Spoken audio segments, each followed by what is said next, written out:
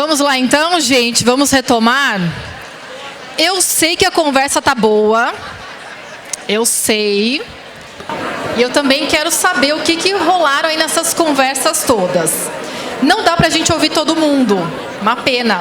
Até por isso a gente vai ter outros momentos para ouvir o máximo de pessoas possível ainda nessa máquina.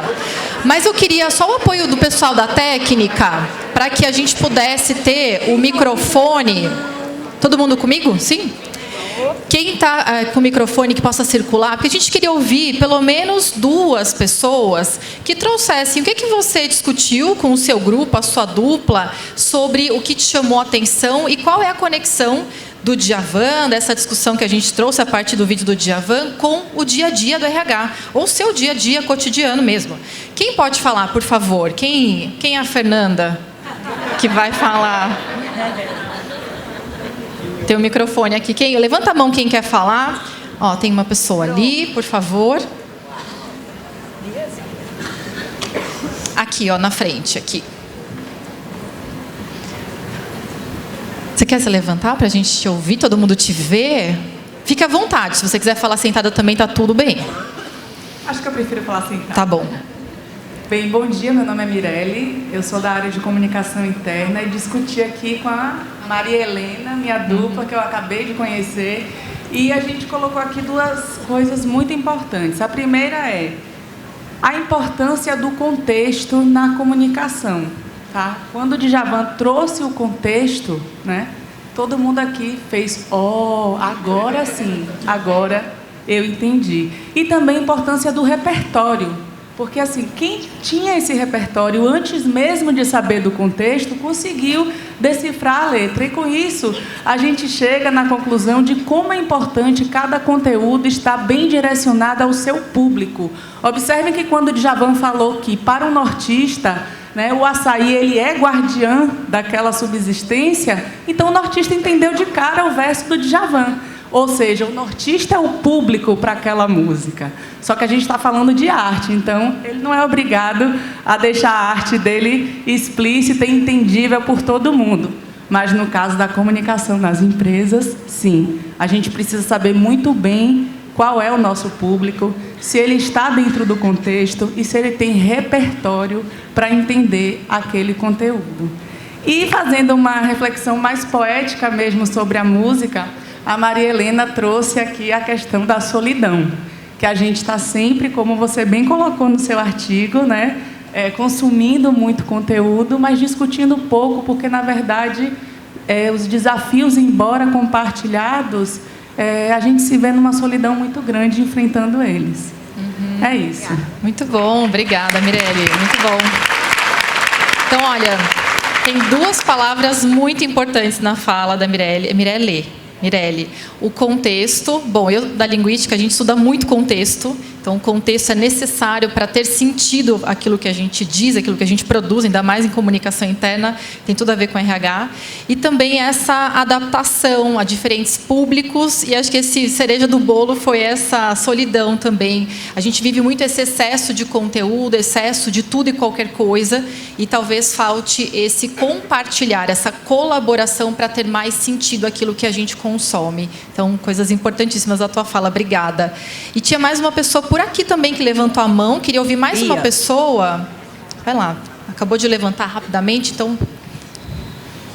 Diga você, teu nome? Sou Lízer Pereira, da Empodera. Obrigado por trazer Djavan para o debate. Ó, é famoso, hein, gente? Ó. Eu não resisti.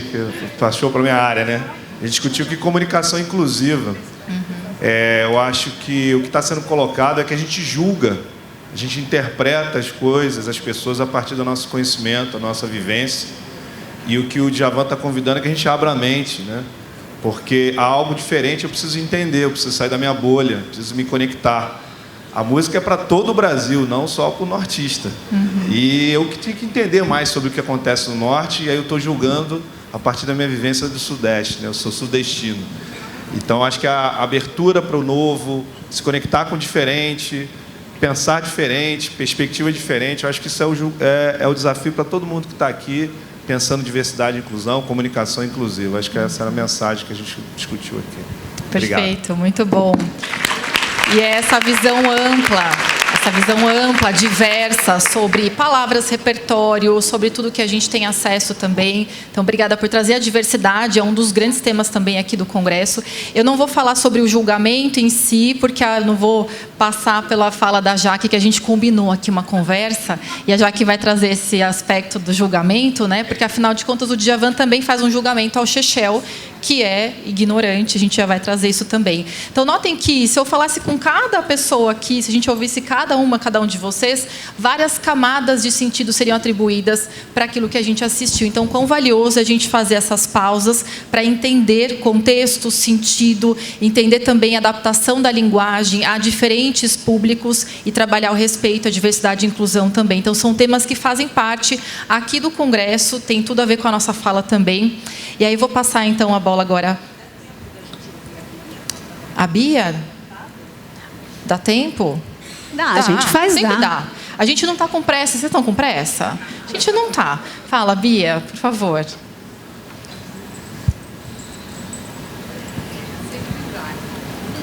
A pressa é inimiga da comunicação, viu, gente? Bom Essa é uma dia, frase que eu levo para a vida. Diga, Bia. Eu sou a Bia, Ana Beatriz, sou do Grupo Limpano e eu sou dirigente de gestão.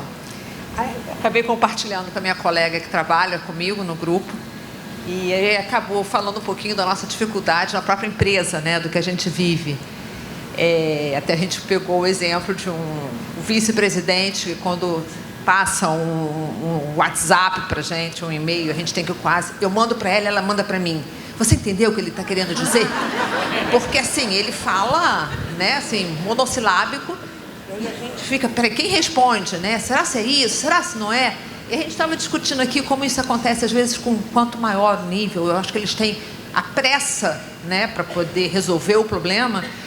Então, a gente fez uma analogia, a gente começou a falar que a gente não estava entendendo a letra, até porque eu não presto atenção na letra, eu entro na melodia, ela já não, ela entra, eu cantava errado a música, mas a gente viajou um pouco, saiu da música para falar um pouco da nossa dificuldade, que a gente está, que eu imagino que seja um pouquinho de todo mundo, né, como é que é entender o que o outro está querendo, porque a comunicação exatamente é o que a gente fala, né? Uhum. E a gente também estava fazendo uma analogia que, quanto menor, a gente percebe que eles tentam se explicar tanto, né? Então, o público de chão de fábrica, a gente consegue entender muito mais, porque eles têm a paciência, eles explicam para a gente.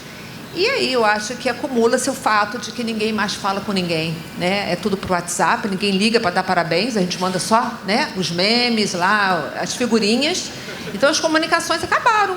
A gente fala com o outro na nossa sala por Zap, né? Ninguém levanta para ir falar, não existe mais essa linguagem, né? Ou é e-mail, que também é meio complicado às vezes, porque o que a gente escreve pode ter uma interpretação errada para quem está lendo. Então a gente fez essa analogia meio com o nosso mundo, né, que eu acho que é o grande problema da comunicação no mundo inteiro. Uhum. Então foi mais ou menos isso que eu e Carol estávamos aqui discutindo. Bia, e você traz um ponto que é muito assim, como é que a pessoa traz palavras que não fazem muito sentido, e pode ser uma pessoa da altíssima liderança, um gênio, um cantor, um artista como o Djavan, ou mesmo as pessoas do dia a dia também, que pedem coisas pra gente, a gente fala, o que é açaí guardiãs de besouro, o que ela tá falando? Não sei se você tem filho, a gente tem, eu não consigo comunicar, eu não consigo entender o que meu filho põe no Zap e ainda reclama, mamãe, porque não é porque, tem que botar PQ, né? Ele quer que eu, sim, né? Sim. Eu não sou dessa geração, né? Então você tem que traduzir ainda que essa galerinha mais jovem fica escrevendo. Porque eles as transformações da própria língua também. A transformação da língua. É uma outra língua, é o idioma dos adolescentes, né? Exato. Então é isso. Então, muito legal ouvir esse aspecto de... como no dia a dia essas palavras que não fazem sentido, a gente fica tentando buscar, criam-se barreiras também de comunicação.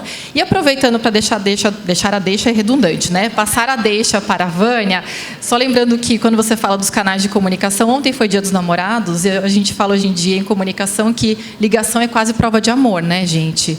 Porque as pessoas não se ligam mais. Então, tem a ver com essa falsa sensação, talvez, de que a gente comunica muito, mas talvez não esteja comunicando no sentido maior da palavra. E aí, com isso, eu passo a palavra para a Vânia. É bonito a gente ver, e eu queria ouvir o que cada um achou, porque você vê que um fala, o outro complementa, a gente tem essa possibilidade de aprender juntos.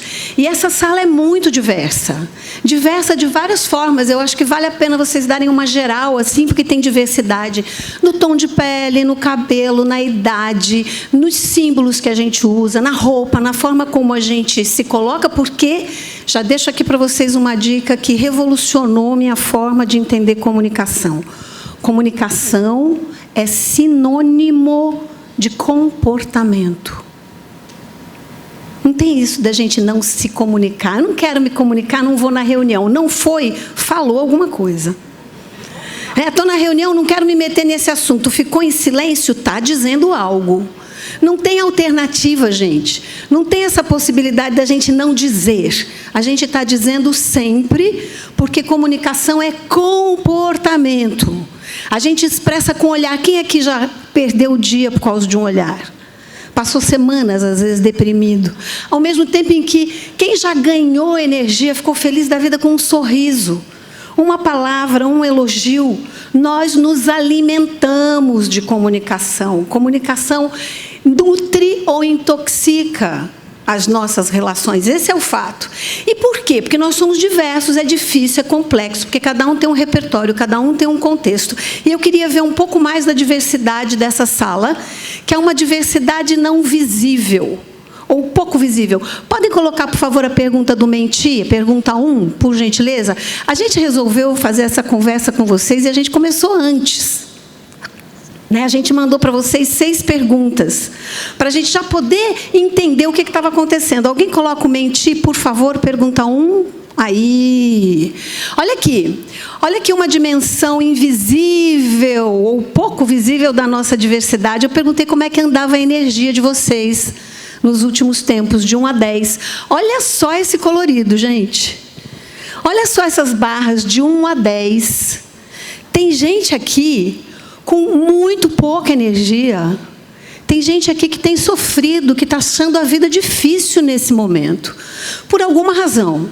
Não importa qual seja, um filho doente, um problema, uma relação que está mal resolvida, a energia está baixa, e a gente tem pessoas com energia 10. Olhem, por favor, para esse gráfico colorido, com essa dimensão da diversidade, porque os nossos humores nos alteram. Os seres humanos são complexos porque nós somos sujeitos a humores. E é interessante porque quem está 1 agora, até o fim da tarde pode estar 7. Porque aquele problema foi resolvido, porque meu filho ficou bem, porque alguém chegou, eu recebi uma ligação.